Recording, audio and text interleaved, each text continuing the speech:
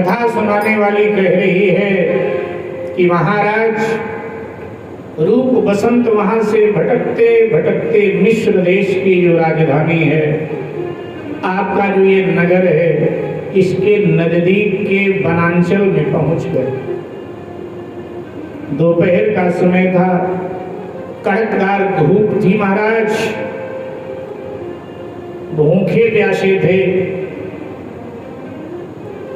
सो नदी के तट पर वृक्ष लगे थे। नदी में दोनों भाइयों ने स्नान किया और स्नान करके वृक्ष के नीचे विश्राम करने के लिए आ गए।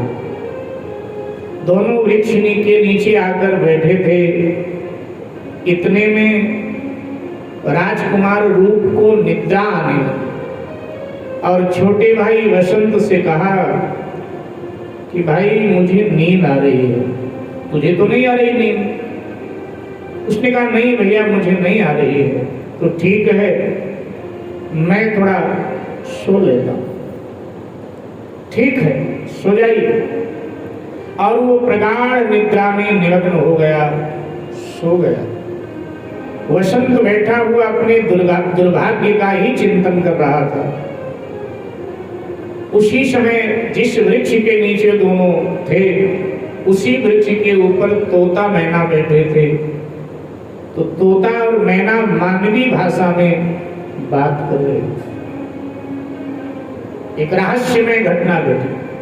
मानवी भाषा में दोनों बात कर रहे थे। तोता ने मैना से कहा, मैना सुन, ये जो वृक्ष है रहस्य से भरा हुआ है जिस पे हम दोनों बैठे हैं।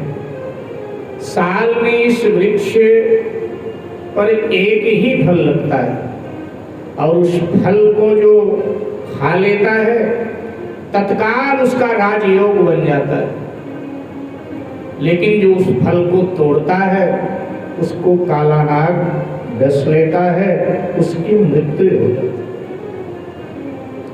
वसंत ने सुना, उसको लगा कि दुर्भाग्य तो मेरा है, लेकिन मेरे दुर्भाग्य की सजा मेरे बड़े भाई को भी तो मिल रही है, वो भी साथ साथ दुर्भाग्य भोग रहा है।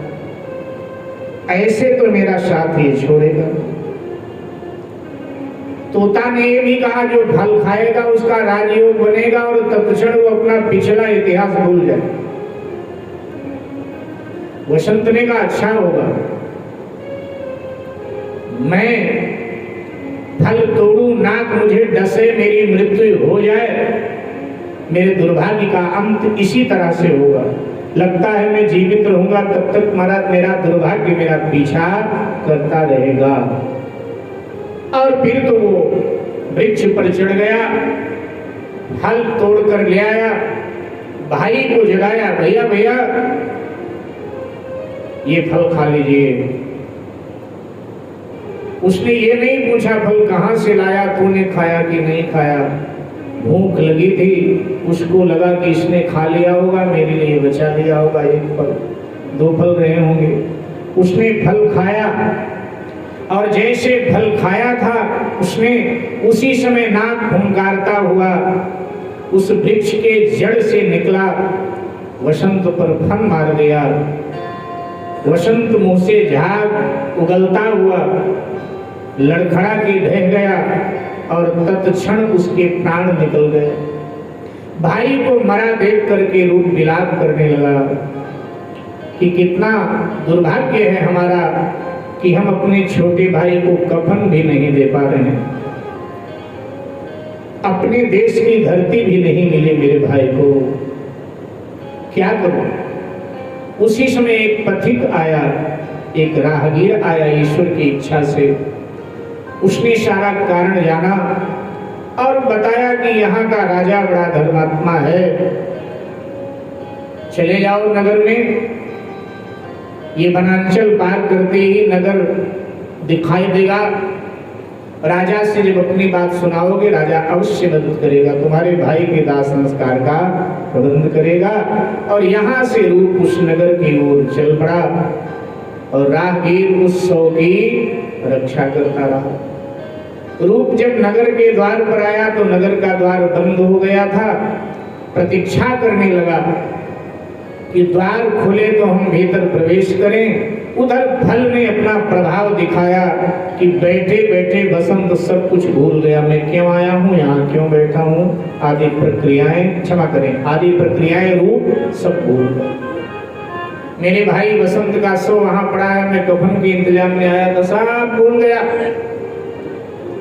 फल के प्रभाव से, वो रहस्यमयी फल जो था उसके प्रभाव से।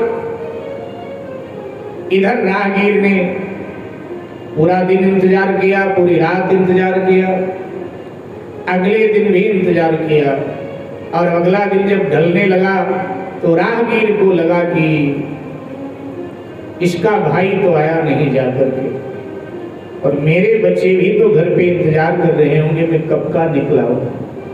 लगता है इस मरने वाले का दुर्भाग्य है, शायद इसके शव को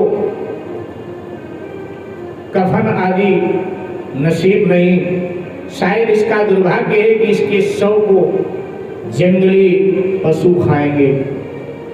अब किसी के दुर्भाग्य को कहां मैं सौभाग्य में बदल सकता हूं। जितना मैं कर सकता था उतना मैंने मानव होने के नाते किया, और अब मुझे जाना चाहिए। और वहां से वो अपने ग्राम की ओर प्रस्थान कर गए। हे महाराज, इधर उसी रात में नगर का राजा वृद्ध था, और उसकी धड़कनें हृदय की रुकने लगी। उसने आपातकालीन बैठक बुलाया और कहा, देखो तुम लोगों को पता है कि मैं निसंतान हूँ, पत्नी मेरी पहले दुनिया से चली गई, मेरी अंतिम इच्छा है, मंत्रिमंडल से कहा कि उसे पूरा करना। प्रधानमंत्री ने आगे बढ़कर के पूछा, महाराज आपकी अंतिम इच्छा क्या है? तो उसने कहा कि महाराज मंत्री से कि हमारी अंतिम इच्छा है जब मेरी मृत्यु हो जाए, मैं बचूंगा नहीं, ये रात पार नहीं कर पाऊंगा, मेरी मृत्यु हो जाए, मेरे शव को रख दिया जाए, प्रातः काल जब द्वार खोला जाए नगर का, तो द्वार पर जो सबसे पहले दिख जाए जो मनुष्य, वो कहीं का हो, कोई भी हो, उसी को मिस्र का राजा बना दिया जाए, ये मेरी अंतिम इच्छा है। और जब राजा बना दिया जाए, उसका राज्याभिषेक हो जाए, फिर मेरा दाह संस्कार कर दिया जाए। राजन जब द्वार खोला गया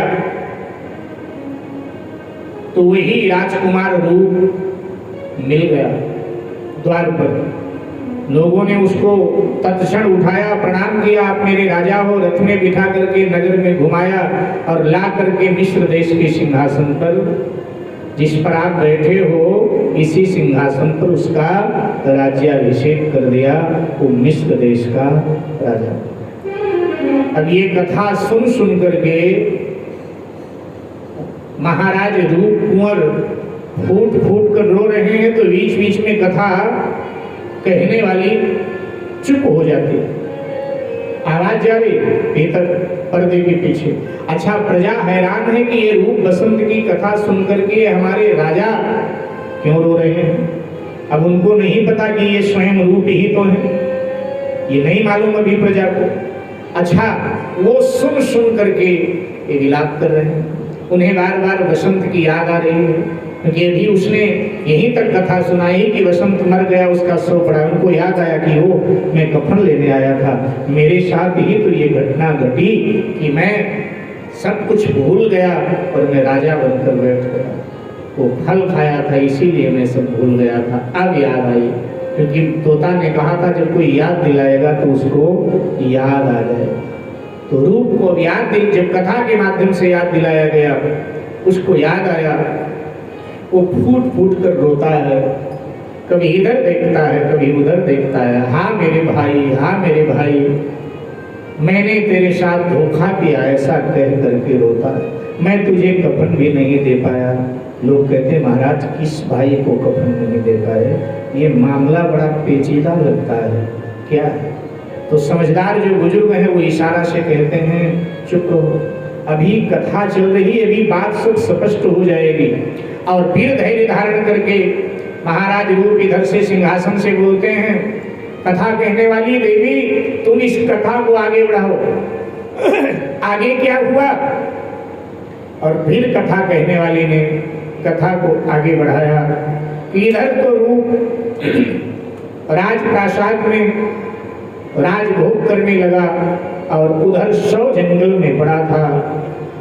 गुरु गोरखनाथ जी महाराज समाधि में थे, समाधि से उठे तो इस अनाथ की ओर उनकी दृष्टि गई, क्योंकि वो नाथों के नाथ हैं तो अनाथों के भी तो नाथ हैं।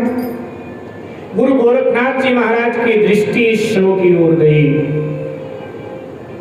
और वहां वो प्रकट हुए और प्रकट होकर के उन्होंने कृपा पूर्वक वसंत को जीवन दान दे दिया। बोलो गोरखनाथ जी महाराज की जय। अलख निरंजन अलख निरंजन अलख निरंजन जपता अलख निरंजन अलख निरंजन अलख निरंजन जपता अलख निरंजन अलख निरंजन अलख निरंजन जपता चल अलख निरंजन अलख निरंजन जपता चल अलख निरंजन अलख निरंजन अलख निरंजन जपता चल अलख निरंजन अलख निरंजन अलख निरंजन जपता चल। जय शिव गोरख जय शिव गोरख गोरख गोरख कहता जय शिव गोरख जय शिव गोरख गोरख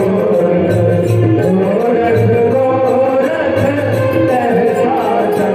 ध्यान दीजिएगा, जो परिस्थितियां सनातनियों के सामने इस समय है, बड़ा सावधानी से हल्का, जो परिस्थितियां सनातनियों के सामने इस समय है, यही परिस्थिति गोरखनाथ जी के काल में भी सनातनियों के सामने थी। आज क्या परिस्थिति है हमारे सामने कि सनातन का विरोधी, हिंदू का विरोधी बाहर के लोग नहीं है, जो अपने को हिंदू कहते हैं, अपने को सनातनी कहते हैं, वही निज स्वार्थ के लिए सनातन का विरोध कर रहे हैं, हिंदू धर्म का विरोध कर रहे हैं, जिहादियों के पक्ष में अपना वक्तव्य दे रहे हैं, जिहादियों के पक्ष में खड़े नजर आते हैं। ध्यान देना, मुझे कोई संकोच नहीं है, मंदिर की चिंता नहीं है, मठों की चिंता नहीं है। मठों मंदिरों की जो जमीन है, मठों मंदिरों की जो जमीन है, उस जमीन को भूमाफिया हड़प रहे हैं, इसकी चिंता नहीं है। लेकिन मस्जिद, मजार और दरगाह की बड़ी चिंता है। कल लोकसभा की कार्यवाही देखकर हैरानी हुई कि ये सब विरोध करने वाले हिंदू ही तो बोल रहे हैं लोकसभा में खड़े होकर, इनको दरगाह की जमीन की बड़ी चिंता हो रही है, इनको मस्जिद मजार की जमीन की बड़ी चिंता हो रही है, मस्जिद की चिंता हो रही है, मजार दरगाह की, लेकिन मंदिर की तो चिंता नहीं हो रही। इनको चिंता मस्जिद मजार दरगाह के रखरखाव की है। लेकिन ये लोकसभा में बैठे हुए ये छद्म वेशधारी हिंदू, ये नाम के हिंदू, इनको अपने मठ मंदिरों की चिंता क्यों नहीं है? केरल में आरती, जो 2% केरल में हिंदू बचा है, 2%, और केरल आदि जगतगुरु भगवान शंकराचार्य की जन्मस्थली है केरल, लेकिन वहां 2% हिंदू बचा है। और वहां 2% हिंदू जब अपने पूजा घर में, पूजा स्थल में, अपने मंदिर में जब आरती करना होता है ना, तो मंदिर का कपाट बंद करके आरती करते हैं, क्योंकि वहां के मुसलमान कहते हैं कि हम बहुतायत है, यहाँ हमारी संख्या ज्यादा है, ये आवाज हमारे कान में पड़ेगी तो हमारा धर्म भ्रष्ट होगा, इसलिए शंख नहीं बजेगा, घंटी नहीं बजेगी, आरती करना है तो कृपया द्वार बंद करके आरती करें। ध्यान दीजिएगा, यही स्थिति गोरखनाथ जी के काल में थी, क्योंकि भगवान बुद्ध का निर्माण हो चुका था और भगवान बुद्ध के नाम पर पाखंड की एक हवा भारत में चल पड़ी थी। उस पाखंड की हवा में बड़े राजे रजवाड़े भी उसकी चपेट में आ गए थे। बौद्ध भिक्षु सनातन की निंदा करते थे। सनातन मंदिरों में जो सनातन देवी देवताओं की मूर्तियां होती थी, बौद्धों ने भी तोड़ फोड़ किया, लेकिन अब घर वाले हैं क्या कहा, उन्होंने तोड़ फोड़ करते थे, सनातन को मिटाने का प्रयास करते थे। अब ऐसे समय में गोरखनाथ जी महाराज का भारत में पदार्पण हुआ, भारत में अवतरण हुआ और गोरखनाथ जी महाराज ने बौद्धाचार्यों को ललकारा कि शास्त्रार्थ करो, अगर हार गए तो सनातन को स्वीकार करोगे और मुझे हरा दिया मैं बौद्ध हो जाऊंगा। और कितना बड़ा काम गोरखनाथ जी महाराज ने किया, चल चल करके संपूर्ण भारत में ही नहीं अपितु पूरे विश्व में गोरखनाथ जी महाराज घूमे थे। और आज भी अन्य देशों में भी गोरखनाथ जी की स्मृतियां हैं, उनके वहां चिन्ह आज भी पाए जाते हैं। आइए ऐसे महापुरुष भगवान शिव के अवतार के रूप में हमारे सनातन धर्म में उनकी प्रतिष्ठा है, हमारे भारत में उनकी प्रतिष्ठा है। आइए भाव से जय शिव गोरख